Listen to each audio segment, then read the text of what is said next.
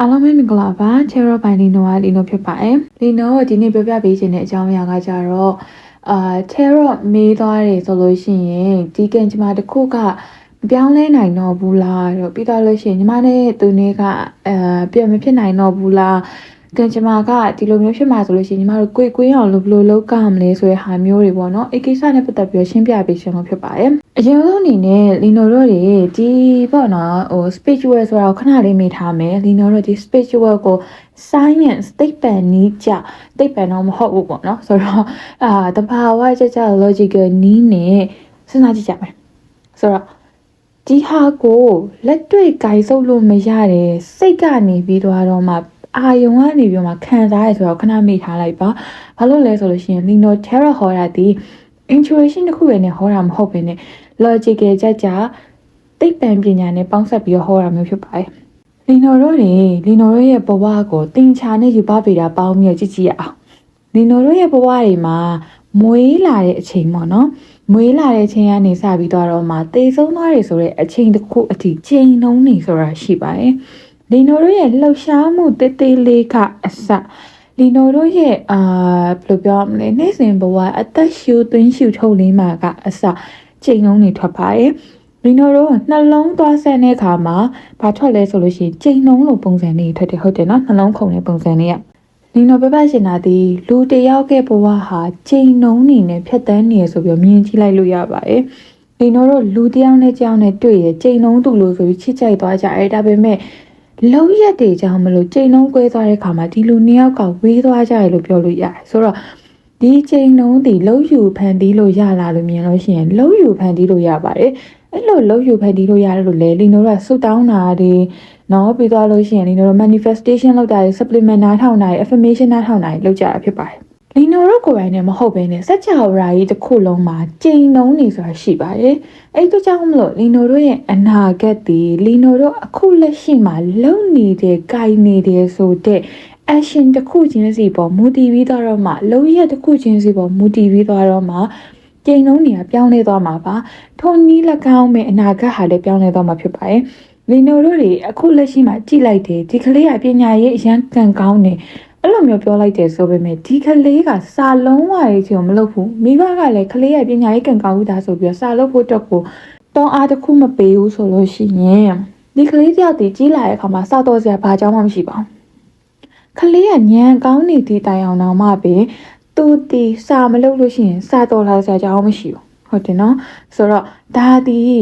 အနာဂတ်ရဲ့ကံကြမ္မာတစ်ခုကဘလို့သွားလဲဆိုတဲ့ပုံစံဖြစ်ပါတယ်Lino ဒီနေ့ပြောလိုက်တယ်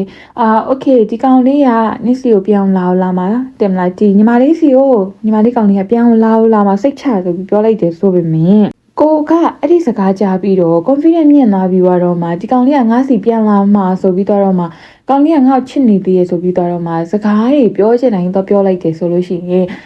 ကိုရီရဲ့အနာဂတ်မှာဖြစ်လာရမယ့်ပုံစံတစ်ခုကမတူတော့ဘူးဖြစ်တဲ့ကြောင့်မလို့ကောင်လေးကပြန်လာချင်မှလာတော့မယ်ဆိုတော့ပြောချင်တာဒီ Terra ဒီအနာဂတ်ကိုတတ်ဟတ်ဩပြီးတဲ့အရာမဟုတ်ပါဘူးဘယ်ပေးရင်းပညာမှတတ်ဟတ်မဩပေးကြပါဘူးဆိုတော့တတ်ဟတ်ဟောပေးနိုင်တဲ့ဆိုတဲ့အရာမရှိဘူးလက်ရှိကိုကြည့်ပြီးတော့အနာဂတ်ကိုဟောပေးရ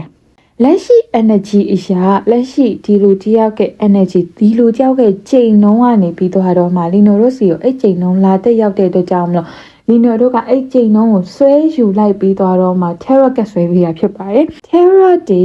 ရှေ့ဖြစ်ဟောရဆိုတာက Lino တို့ကောင်းတာဆိုလို့ရှိရင်ဖြစ်လာအောင်လို့အတွက်ပို့ကြိုးစားဖို့ရှင်မကောင်းတာဆိုလို့ရှိရင်ဘယ်လိုပယ်ဖြတ်ရမလဲဆိုရင်နည်းလမ်းတစ်ခုကိုရှာဖွေပေးဖို့အတွက်ပါပဲဆိုတော့ advice တွေ suggestion တွေရယူဖို့အတွက်ဖြစ်ပါတယ်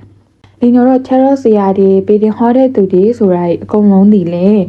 အခုလိုမျိုးပညာရက်ပေါ့နော်အခုလိုမျိုးအရာတစ်ခုကိုဟောပေးနိုင်ဖို့ပြောပြပေးနိုင်ဖို့အတွက် internet တိုင်းလိုမျိုးပါပဲဒီ line တွေကိုဆွဲယူပေးတဲ့ကြားက medium တွေဖြစ်ပါတယ်အဲ့ဒါကြောင့်မလို့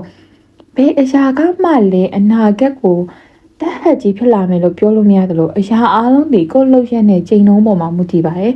အဲ့ဒါကြောင့်မလို့ Terra မေးတဲ့အခါမှာအနာဂတ်မှာဒါဖြစ်မှာဆိုတဲ့စိတ်နဲ့မမေးဘဲနဲ့အနာဂတ်မှာဘလို့ပုံစံဖြစ်လာနိုင်လဲအဲ့ဒီအရာပေါ်မှာကိုလိုချင်တာဆိုရအောင်လို့ဘလို့ပို့ကြိုးစားမလဲဘလို့လုပ်မလဲကိုမလိုချင်တာဆိုလို့ရှိရင်ကိုအောင်လို့ဘလို့မျိုးရှောင်သိမ်းရမလဲဘလို့မျိုးစင်ချင်ရမလဲ အဲ့လိုမျိုးစင်ကျင်လုံးတရားနဲ့ logical ကြကြလေးပဲ tarot ကို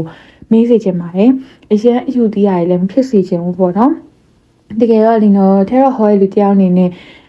ဘာညာရွှေချောင်ရွှေချလိုက်လို့ရတယ်ဒါပေမဲ့လူတယောက်ဟာယုတ်တိမရှိတဲ့အရာတစ်ခုကိုယုံနေယုံနဲ့ဘာမှဖြစ်မလာပါဘူးယုတ်တိရှိတဲ့အရာတစ်ခုကိုလီနော်တို့ယုံကိုယုံရမယ်ဆိုတော့လီနော်တို့အခုဖြစ်လာတာအကုန်လုံးဒီတိတ်ပန်နေကြကြည့်မယ်ဆိုလို့ရှိရင်ဒီနော်တို့မှာရှိနေတဲ့ချိန်လုံးတွေကြောင့်ဖြစ်လာတာဖြစ်ပါတယ်အဲ့တကြောင်မလို့အဲ့ချိန်လုံးတွေကပြောင်းလဲလို့ရတဲ့တကြောင်မလို့ဒီနော်ဘက်ကနေပြီးတော့မှအရင်အထိ issue မသိပဲနဲ့အကျဉ်းဉာဏ်တစ်ခုလိုမျိုးပဲလက်ခံပြီးသွားတော့မှကိုယ့်ရဲ့အနာဂတ်ကိုဘယ်လိုမျိုးထင်းချောင်းရမလဲဆိုတဲ့ပုံစံလေးနဲ့ပဲလက်ခံစီချင်ပါတယ်လို့ပြောရင်းနဲ့ပဲဆုံးသက်ချင်ပါတယ်ဆိုတော့ဒီဗီဒီယိုလေးကိုနားထောင်ပြီးရတဲ့အတွက်လည်းကျေးဇူးအများကြီးတင်ပါတယ်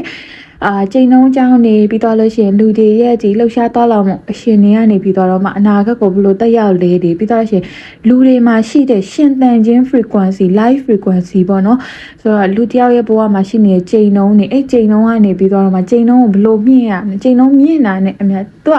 ဒီချိန်နှုံးရဲ့သွားလာမှုအရာအောင်မြင်တဲ့သူလည်းဖြစ်သွားနိုင်တယ်ကြာချုံတဲ့သူလည်းဖြစ်သွားနိုင်တယ်ဆိုတော့ဒီချိန်နှုံးတွေကိုကိုကဘယ်လိုမျိုးထိန်းချုပ်ရမလဲကိုဘယ်လိုပုံစံသွားရမလဲအစရှိတဲ့ဖြင့်ဒီအကြောင်းကိုပို့ပြီးတော့မှလက်တွေ့ကျကျသိချင်နေဆိုလို့ရှိရင်တော့လီနိုရဲ့ page လေးကို follow ပေးထားဖို့အတွက်